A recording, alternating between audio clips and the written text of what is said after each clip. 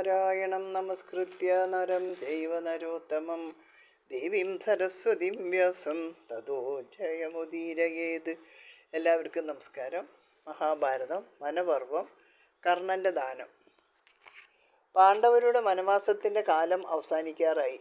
ഒരു വർഷം അജ്ഞാതവാസം കൂടി കഴിഞ്ഞാൽ അവർക്ക് രാജ്യം തിരിച്ചു കൊടുക്കാൻ ദുര്യോധനൻ ബാധ്യസ്ഥനാണ്. എന്നാൽ അവൻ അതിന് സന്നദ്ധനാവുകയില്ല എന്ന് എല്ലാവർക്കും അറിയാം. അപ്പോൾ യുദ്ധം അനിവാര്യമായി തീരും. ഇരുഭാഗത്തും പേരുകേട്ട അനേകം പേർ യോദ്ധാക്കളായിട്ടുണ്ടായിരിക്കും. കൗരവപക്ഷത്ത് കർണനാണ് ഏറ്റവും സമർത്ഥനായ വില്ലാളി. ഇനി ദേവേന്ദ്രൻ്റെ കൗശലം. അവൻ അമൃതോത്ഭവമായ കവചത്തോടും ദിവ്യമായ കുണ്ടലങ്ങളോടും കൂടി ജനിച്ചവനാണ്. അത് ശരീരത്തിൽ ഉള്ളിടത്തോളം കാലം അവൻ അജയ്യനായിരിക്കും. അർജുനന് പോലും അവനെ കൊല്ലാൻ കഴിയാതെയാവും. ഇതെല്ലാം ദേവന്മാർക്കറിയാം. അവർ ഇതേപ്പറ്റി ആലോചിച്ചു. പാണ്ഡവരോട് പൊതുവായും അർജുനനോട് പ്രത്യേകമായും വാത്സല്യമുള്ള ദേവേന്ദ്രനാണ് ഇക്കാര്യത്തിൽ കൂടുതൽ താല്പര്യം കാണിച്ചത്. കർണൻ പ്രസിദ്ധനായ ദാനശീലനാണ്. ഇത് എല്ലാവർക്കും അറിയാം. ബ്രാഹ്മണൻ എന്തു ചോദിച്ചാലും കർണൻ അത് കൊടുക്കും. ഇന്ദ്രൻ ബ്രാഹ്മണ വേഷത്തിൽ പോയി കർണനോട് അവൻ്റെ കവചകുണ്ടലങ്ങൾ യാചിക്കാൻ തീരുമാനിച്ചു. ഇത് ദേവന്മാരെല്ലാം അറിഞ്ഞു. സൂര്യദേവനും ഈ വിവരം മനസ്സിലാക്കി.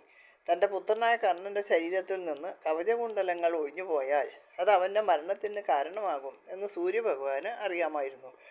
ആകയാൽ കർണനെ സമീപിച്ച് കവചകുണ്ടലങ്ങൾ ഒരു കാരണവശാലും കൈവിടരുത് എന്ന മുന്നറിയിപ്പ് കൊടുക്കാൻ അദ്ദേഹം തീരുമാനിച്ചു. ഒരു ദിവസം പ്രഭാതത്തിന് മുമ്പ് കർണൻ ഉറക്കമുണർന്നപ്പോൾ തൻ്റെ മുറിയിൽ അതിതേജസ്വിയായൊരു ബ്രാഹ്മണൻ നിൽക്കുന്നത് കണ്ടു. പരിഭ്രമത്തോടെ എഴുന്നേറ്റ കർണൻ ബ്രാഹ്മണനെ വന്ദിച്ചു. അദ്ദേഹം ആരാണെന്നും എന്തിനാണ് വന്നത് എന്നും തിരക്കി. ബ്രാഹ്മണൻ പറഞ്ഞു, ഞാൻ മാർത്താണ്ഡദേവനാണ്. ഇന്ദ്രൻ ബ്രാഹ്മണ വേഷത്തിൽ വന്ന് നിന്റെ കവചകുണ്ടലങ്ങൾ യാചിക്കും. ഈ കവചകുണ്ടലങ്ങൾ നിന്റെ ശരീരത്തിൽ ഉള്ളിടത്തോളം കാലം നിന്നെ ആർക്കും വധിക്കാൻ കഴിയുകയില്ല. അതുകൊണ്ട് നീ അത് കൊടുക്കരുത്. ഇതറിയിക്കാനാണ് ഞാൻ വന്നത്.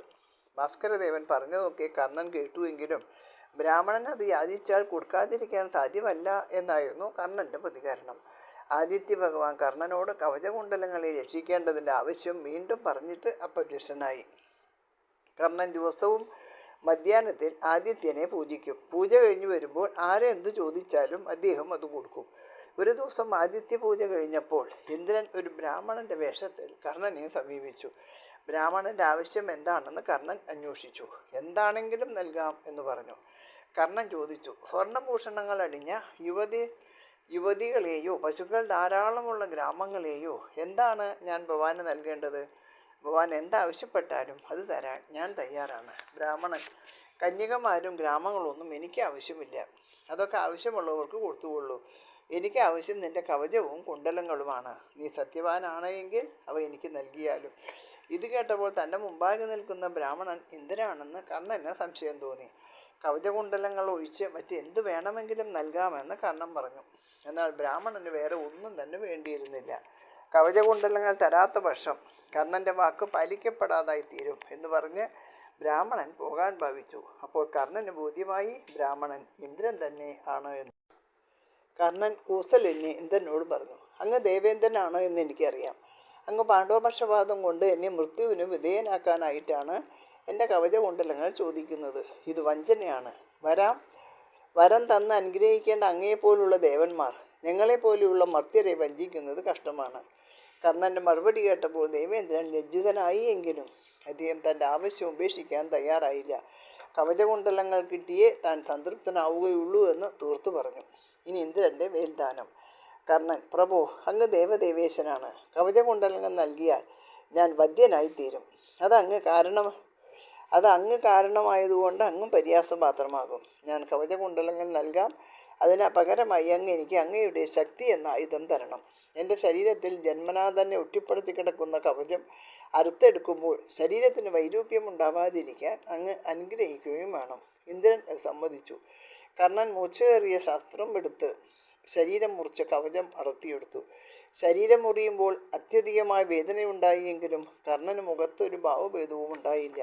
അവൻ പുഞ്ചിരിച്ചുകൊണ്ടാണ് അപ്രകാരം ചെയ്തത്. കർണങ്ങളിൽ നിന്ന് കുണ്ടലങ്ങളും അടർത്തിയെടുത്തു. രണ്ടും ഇന്ദ്രന് നൽകി. കർണൻ്റെ ശരീരത്തിൽ മുറിവുകളൊന്നും ഉണ്ടായില്ല. അവൻ്റെ ശരീരം ഭാനുമാനെ പോലെ തേജസ്സുള്ളതായി തീർന്നു.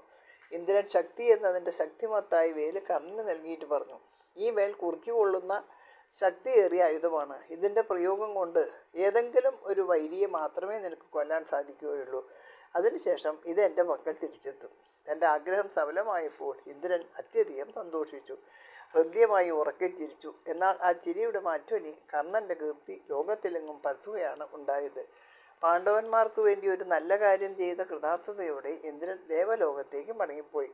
കർണൻ ഇന്ദ്രനാൽ വഞ്ചിതനായ വൃത്താന്തം കേട്ട ദുര്യോധനാദികളുടെ സ്ഥിതി വളരെ ദയനീയമായിരുന്നു. അജയ്യനായും അവധ്യനായും നിന്ന് തങ്ങളുടെ വിജയസാരഥ്യം വഹിക്കേണ്ട കർണൻ മൃത്യുവിനിരയാകാൻ സാധ്യതയുണ്ട് എന്നറിഞ്ഞപ്പോൾ ധൃതരാഷ്ട്രൻ ദുഃഖിച്ചു.